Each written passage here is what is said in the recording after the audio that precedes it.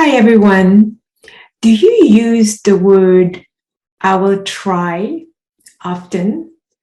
And if you do, I want you to ask yourself, what does that mean when you say, I will try to make it, for instance, or I will try to eat better tomorrow. I will try to exercise. I will try not to do this.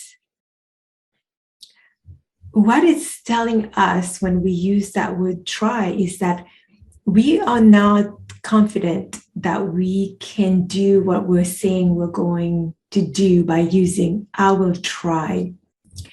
And for most of my clients, whenever I hear them say I will try, I usually correct them and ask them to either say yes or no, because there's no such thing as I will try. Because if I ask you right now, can you try to walk?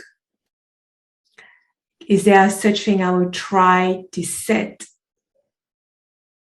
Give it a see if you can do that. And you can't. You can't actually try to do anything because the word try means that you are not going to do it most of the time.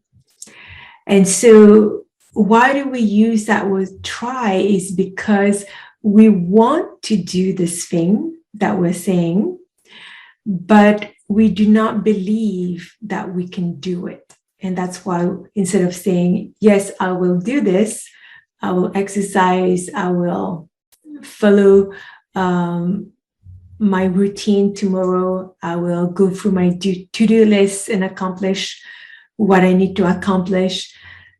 It's because there's a doubt there. There's a lack of self-belief that we can do it. And that's why we use that word try.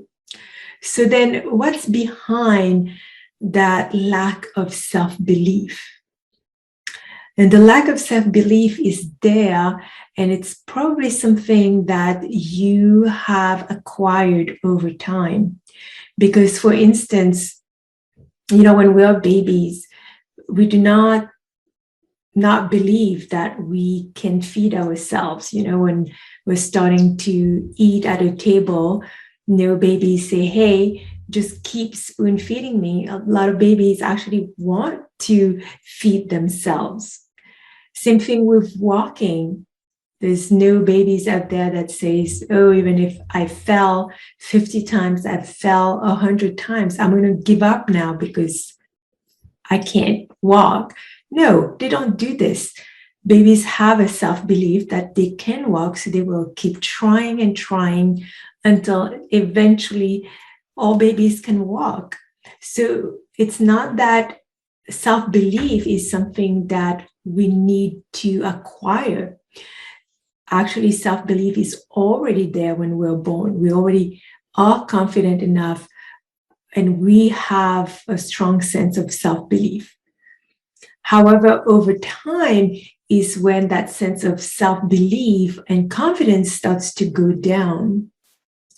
Take, for example, little children, if they're at school or in a group and somebody asks a question, when they are 3, 4, 5, 6 years old, most of them will raise their hand and want to answer that question.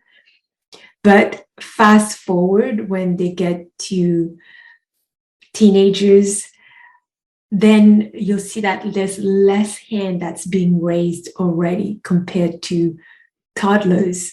And why is that? And that's because over time, depending on the environment we grew up in, it was painful for us at some point of time when we were eager to do something and perhaps there was a mistake that was made, or maybe there was no mistake, but either we were criticized or we were judged, and it brought up some form of shame.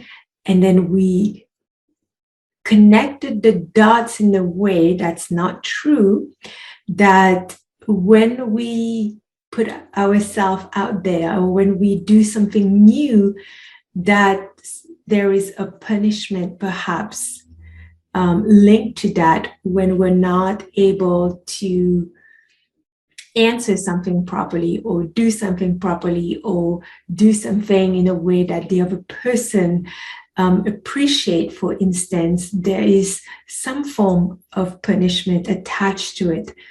And then your mind remembers that.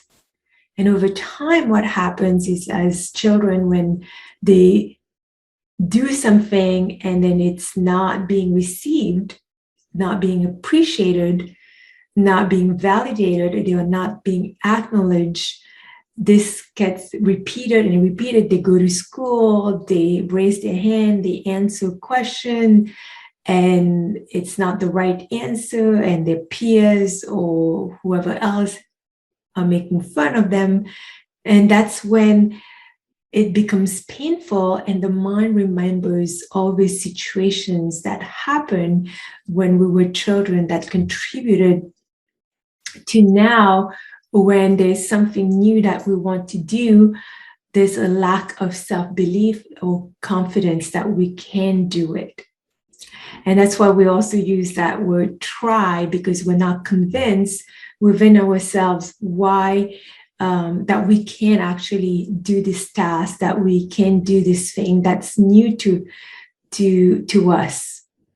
So therefore, what to do? So I want to give you two perspectives. Is if you're a parent, knowing this and perhaps reflecting back on your own childhood, what are the painful moments that you might have gone through that kind of squished your sense of self-belief, that today you hesitate when there's something new that you want to do.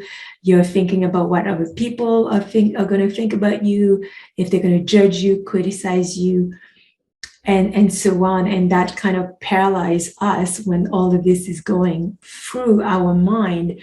So if you're somebody experiencing that today, but you have a strong desire to do something new for yourself, or to start a new habit that will allow you to accomplish certain things in your life, or getting your life more in order so you feel more at peace with yourself, if there's something like that going on, it's valuable perhaps to pause and to reflect on what caused you to stop believing in yourself.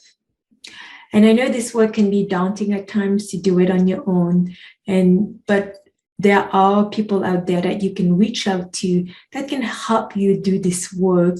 And it doesn't take a long period of time. When I work with my clients, I just work for about 90 days with them, and they can, boom, see what caused them to believe something about themselves, or what caused them to have that lack of self-belief today, or lack of self-confidence. So that's for you as an adult. But if you are a parent and you know better now, and you want to not repeat the same behavior with your children, then pay attention to when your children are doing certain tasks or whatever they're doing new, they're implementing a new habit, making sure that you validate them, and making sure that if you're giving feedback, that it's not being taken as a criticism or judgment. And you'll know by your child's reaction if they're down on themselves or they become fearful of trying next time. You know that perhaps there were some form of feedback that were not well received by your child, and you can fix that. You can talk to them about it and open a conversation, and also learning how to validate, acknowledge your child before you give them feedback about what they can improve in the future. And if there's something going on at school that is also making them doubtful and not allowing them to believe in themselves, then recognize that and maybe address that with your child, and maybe addressing that with the teacher later on. But paying close attention to how your child is behaving when you want them to try something new, or do something new that they haven't done before, or learning something new, and they are kind of hesitant, maybe give them the space to tell you why they feel so hesitant about it. And the sooner we do this, the better it is, because as they grow up, like I say, when they become teenagers, there's more hesitancy already to put themselves out there in case that they can be judged or feeling criticized and not feeling good about themselves. So know that, it's something that we can't control all the time, that we can't prevent all the time. Our children are also on a learning journey, just like us, but they're the beginning of that learning journey. So if you're recognizing certain signs that they're becoming more hesitant, that they are lacking self-confidence or self-esteem, self-belief, then open the conversation with them. And, one step at a time, whatever they want to share, and then be content with what they're sharing with you, helping them with that. And the more we do it with them, the more they'll open up as well.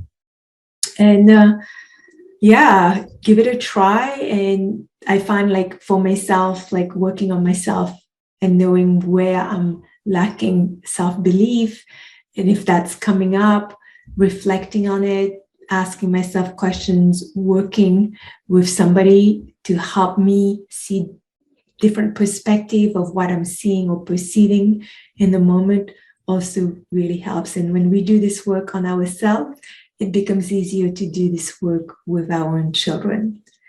So hopefully this resonates with you, or you can see yourself in this situation at times, and knowing that you can do something about it. You can do the repair for your children also, and you can change that for yourself and for your children. So thank you for watching, everyone. I really appreciate the time that you've spent watching or listening. I wish you much love and have a great day, evening. And watch out for my next video. Take care, everyone. Bye-bye.